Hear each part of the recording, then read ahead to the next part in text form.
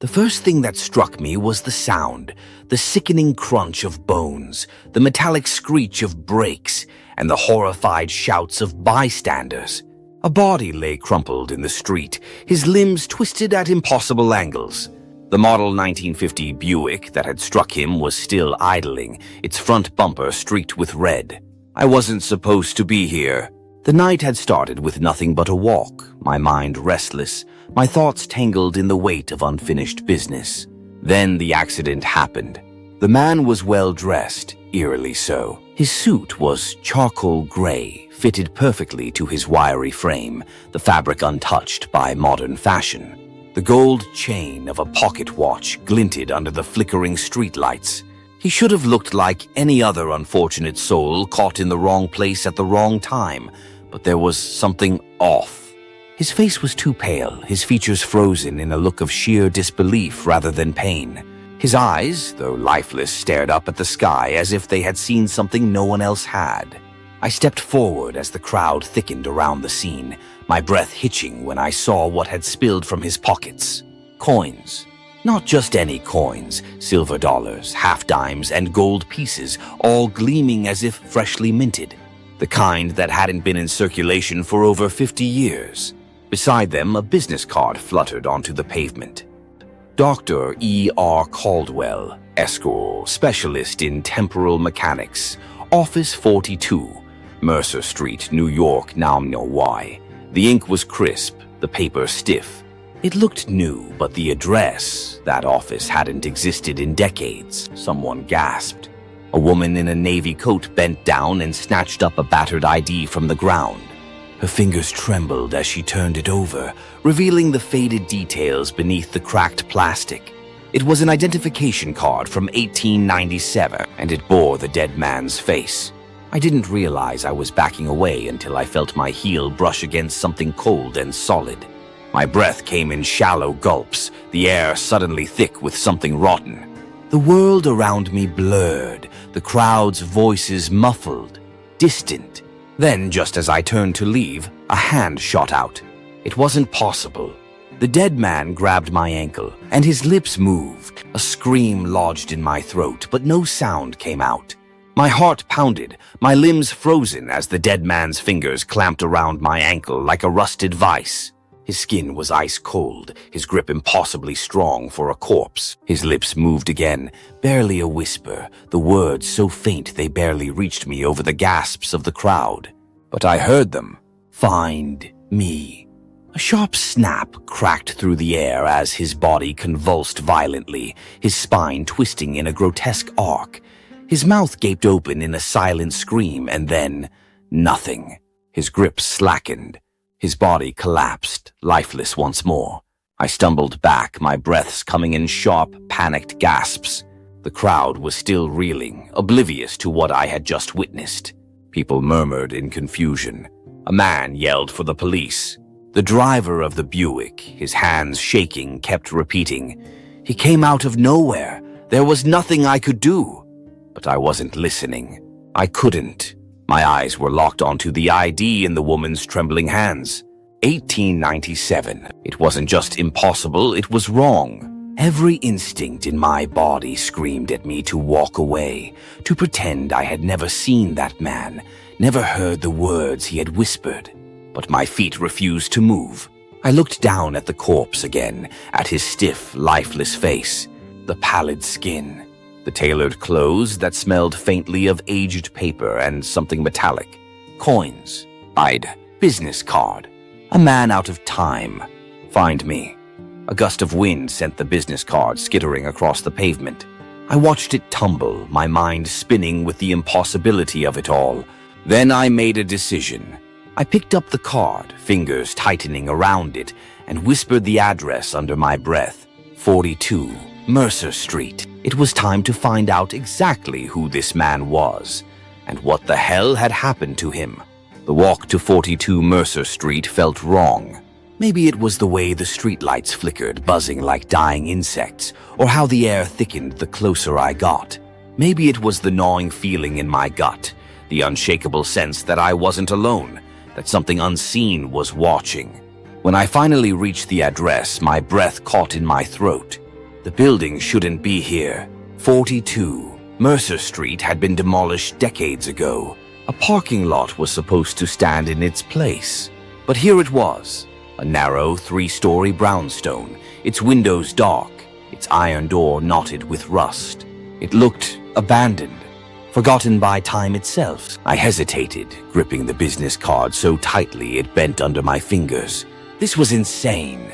The man had just died, right in front of me, and yet here I was, chasing his address like some sort of lunatic. I should have gone home. I should have walked away. But I didn't. Something compelled me forward. I stepped onto the porch. The wood groaned under my weight. The moment I touched the doorknob, a jolt of icy pain shot through my arm, like static electricity magnified 1,000 times. Then the door swung open on its own. The air inside was thick with the scent of old paper, candle wax, and something metallic, something too much like blood. I stepped inside. The house swallowed the light. The moment the door shut behind me, the outside world ceased to exist. No streetlights, no cars, no voices.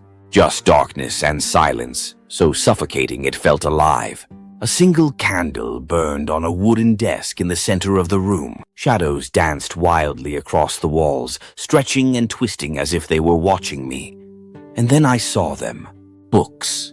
Hundreds of them, stacked haphazardly, lining the walls, crammed into every available space. Ancient texts, weathered journals, pages yellowed with age. Some were bound in cracked leather, others in materials that didn't look like leather at all. And on the desk, beside the candle, was a single handwritten note. You are not the first to come looking. You will not be the last. But if you are reading this, it means I have failed.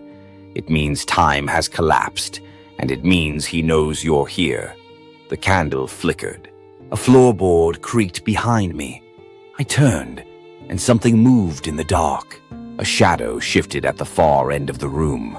Not the flicker of candlelight, not the trick of my mind. Something was standing there, watching. I could hear my own breathing, ragged, uneven.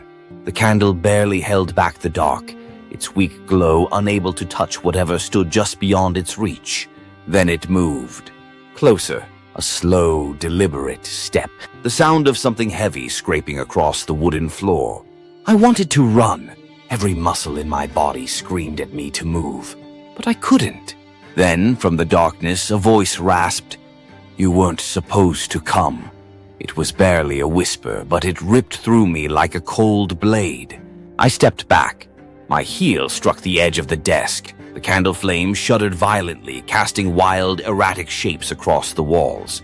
My heart pounded as my fingers tightened around the note, its words sinking in. If you are reading this, it means time has collapsed, and it means he knows you're here. I swallowed hard. Who are you? My voice was barely audible, strangled by fear. The thing in the dark laughed, a dry, brittle sound like leaves crumbling in the wind. Then it stepped into the light, and I saw his face. It was the man from the street. The same tailored suit, the same pale, sunken skin. But something was wrong.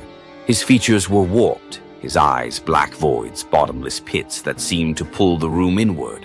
His mouth stretched unnaturally, lips curling into something that was neither a smile nor a grimace. He reached into his pocket, pulled out a gold pocket watch. Tick, the sound cracked through the silence, impossibly loud. The air shifted, the walls bent, and suddenly, I wasn't in the room anymore. The candle vanished. The books dissolved into the dark. And I was somewhere else. A street.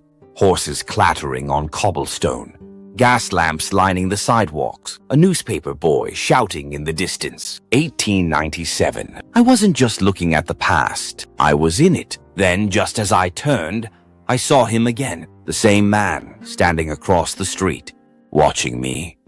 He smiled and whispered, "You took my place." The words ripped through me like an icy wind. You took my place. My breath hitched as I staggered backward, my mind scrambling to understand.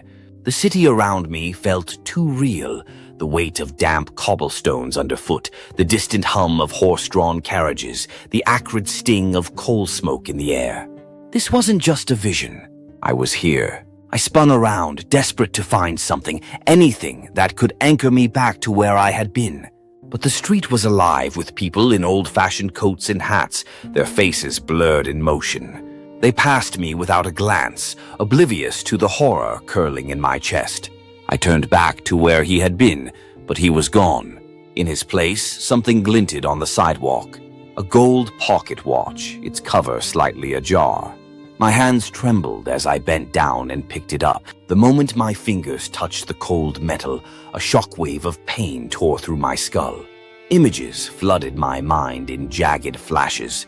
A man running through the dark, gasping for breath. A door slamming shut. A hand clutching a pocket watch, twisting its dial. A scream that never fully formed. And then, a body in the street. His body. I stumbled back, my pulse hammering against my ribs. The weight of realization hit me like a freight train. He hadn't just died in 1950. He had been trying to escape. The watch, this damn watch, it didn't just move through time.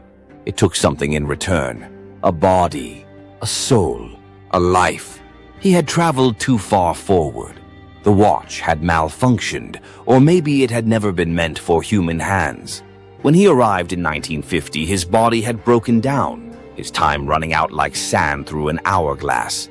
And when I found the card, the house, the note, I finished what he started. I had activated the cycle. I had taken his place. A cold breeze wrapped around me like unseen fingers. The pocket watch clicked in my palm. And then, the world shattered. I collapsed onto the cobblestones, my body convulsing, my vision folding in on itself. The city blurred, faces warping, stretching, dissolving into shadow. The streets cracked, the buildings collapsed, and the sky ripped open. And I fell, down, down, down, through decades, through time itself. And when I finally hit the ground, I was in the street. A Buick's headlights blazed toward me. The driver's horrified face, the crowd. The moment stretched, an endless second frozen in time. And just before the impact, just before the world went dark, I saw someone standing in the crowd. A man watching, holding a gold pocket watch. He looked just like me. And then, crash.